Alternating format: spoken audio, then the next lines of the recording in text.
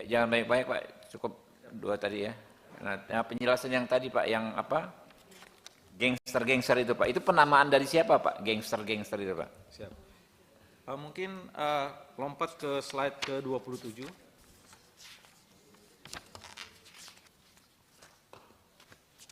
Nah, ini apa nih Pak? Ya, siap. Jadi 19 Pak, maaf. Jadi penggunaan istilah gangster itu sebenarnya muncul dari anak-anak itu Pak. Jadi di Kota Semarang ini setidaknya ada gangster-gangster yang tergabung dalam koalisi. Itu apa? Mereka menyebut diri mereka sendiri gangster. Betul, gitu. di Gambar media ini yang bikin siapa Pak? dari mereka. Dari mereka. Siap. Yang di-share di media sosial. Ada grup All Star Semarang. Semarang gangster punya apa koalisi tuh? sendiri. Oh, itu ada bukber itu ya, ada bukber. Siap. Oke. Mereka menyebut dirinya gangster gitu Pak Gangster. ya? Gaya-gayaan gitu ya. Siap. Ya.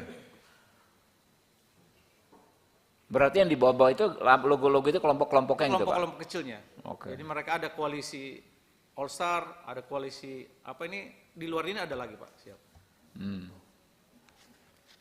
Nah, sebagian dari mereka ini kurang lebih 1,5 bulan yang lalu sudah menyatakan diri untuk membubarkan diri melalui kegiatan mitigasi yang kita laksanakan dalam rangka pembinaan terhadap remaja-remaja di Kota Semarang. Kemudian mungkin di slide 24 mungkin. Jadi ini upaya-upaya yang sudah kita lakukan, ya stop dulu sini Pak. Ini setidaknya di tahun ini Pak ada 47 kasus perkelahian remaja yang sudah kita tangani. Kemudian yang dari kaitan itu ada yang diproses, ada yang dikembalikan kepada orang tua untuk dilakukan pembinaan. Lanjut. Nah, ini juga pasca maraknya gangster atau keriak lah Pak kalau di bahasa anak-anak Semarang ini, itu dari mereka juga ada yang membiayai. Antara lain setidaknya ada 3 grup ini dibiayai oleh situs judi online. Itu juga kami sudah proses atas peristiwa ini. Demikian Pak penjelasan kami. Terakhir aja dikit Pak, yang tadi pembiayaan itu apa maksudnya Pak? Mundur. Oleh judi online gimana? Ada buktinya atau apa? Ada Pak, jadi kelompok gangster ini kan ada beberapa aktivitasnya Pak. Jadi uang itu kemudian dapat dari situs judi online, itu ada barternya. Jadi mereka harus mengendorse judi itu ke grup-grup mereka untuk mendapatkan biaya, untuk mendapatkan uang. Nah, uang ini dipergunakan untuk membeli sajam, kemudian membeli miras, kemudian menyewa villa untuk rekreasi. Nah, itu dimanfaatkannya untuk uang yang didapatkan dari judi online itu Pak. Oke ya. Mungkin teman-teman ada pendalaman, silakan Pak Rikwanto. Ya. Ya Pak Rikwanto, silakan. Pak Rikwanto. Terima kasih pimpinan Komisi 3, rekan-rekan Komisi 3 yang saya hormati, Pak Kapolrestabes dengan jajaran, Pak Kabid Propam ya, dari Polda ya. Ya, ini kasus sebenarnya sering terjadi ya oleh kepolisian kepada masyarakat atau sebaliknya dan di berbagai daerah.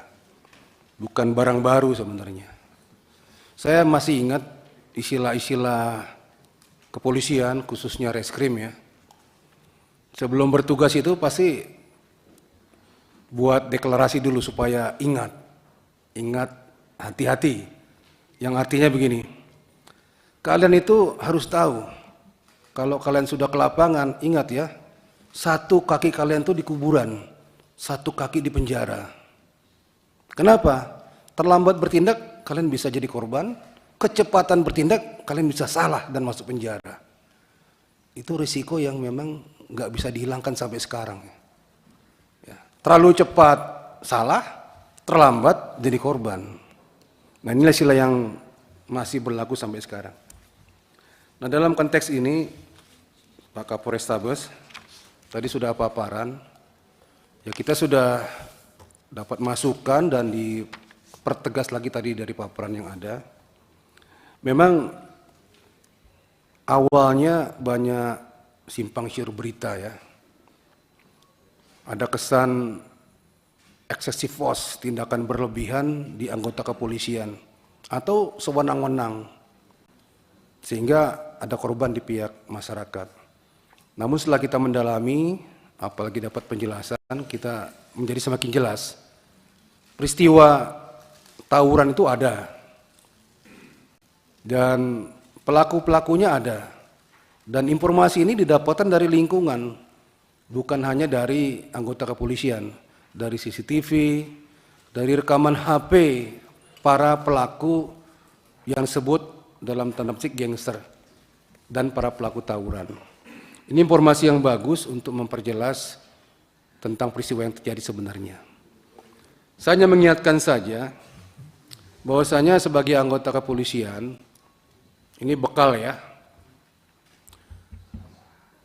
di lapangan itu baik patroli rutin maupun sedang tidak patroli, sedang jalan ke suatu lokasi, apapun, tapi dia sebagai anggota kepolisian harus mewaspadai hal-hal sebagai berikut. Ya, menemukan sebuah tindak pidana atau akan terjadi tindak pidana, itu seharusnya seyogyanya anggota Polri itu bisa mengukur diri. Mengukur diri itu, saya sedang apa, pakaian saya apa, preman, sipil, atau pakaian dinas. Kemudian saya sendiri berdua atau bersama kelompok saya. Yang saya hadapi ini kelasnya ringan, berat, atau penuh ancaman terhadap pribadi saya sendiri sebagai petugas, terhadap masyarakat, atau terhadap calon pelaku itu. Ini diukur betul.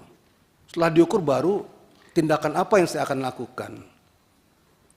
Jadi dimanapun, pangkat apapun, kalau melihat tindak pidana di depan matanya, akan terjadi atau setelah terjadi, ukur diri. Ya. Saya harus tindak segera langsung di tempat dengan kekuatan ada pada saya setelah diukur-ukur, atau saya harus melaporkan, minta bantuan, atau saya harus melaporkan, mohon petunjuk, harus diapakan. Ya, kalau enggak tadi, bisa jadi yang slogan pertama tadi, satu kaki di kuburan, satu kaki di penjara. Karena apa? Tidak tepat mengambil tindakan terhadap situasi kondisi yang terjadi di depan matanya. Saya melihat fakta kejadiannya seperti itu. Jadi anggota kita, anggota Kapolres itu, Abda R ya, itu dikategorikan excessive force, ya, berlebihan atau tidak tepat dalam mengambil tindakan.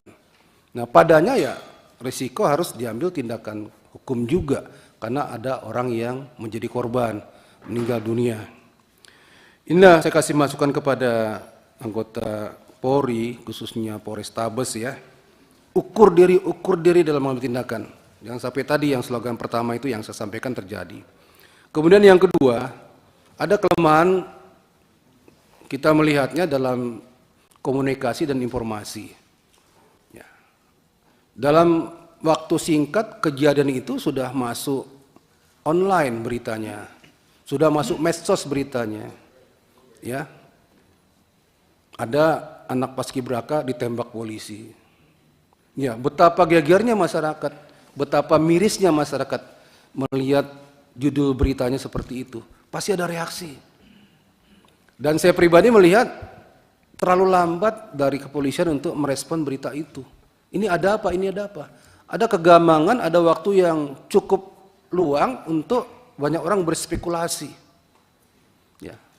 Tidak ada yang jelas-jelas sebagai juru bicara atau menyampaikan informasi untuk membuat masyarakat tenang tentang apa yang terjadi. Akibatnya banyak spekulasi berita. Nah, inilah yang mengakibatkan di medsos terutama ramai sekali tentang spekulasi yang membuat rugi dari pihak kepolisian. Ya, ini koreksi juga ya. Jadi harus ada orang yang berani menjadi juru bicara dan yang lain mensupport informasinya. Mensupport itu artinya memberikan informasi yang benar, bukan katanya-katanya. Ya, informasi yang berdasarkan fakta dan primer dari orang pertama. Ini kerjanya cepat, seperti tahap awal ya. Kalau kita pernah belajar itu WH question itu kan, apa, di mana, kapan, bagaimana gitu ya. How-nya nanti, bagaimana nanti, why, mengapanya. Itu berlangsung terus. Tahap pertama, nanti mungkin 3 jam kemudian kasih lagi. 2 jam kemudian kasih lagi. Ada informasi baru, 1 jam kasih lagi. Jadi orang fokus kepada informasi dari kepolisian, karena itu faktual, aktual, fakta. Kalau kosong, diisi yang lain. Media itu perlu informasi. Kalau dia nggak dapat, dia cari kemana-mana aja. Ya.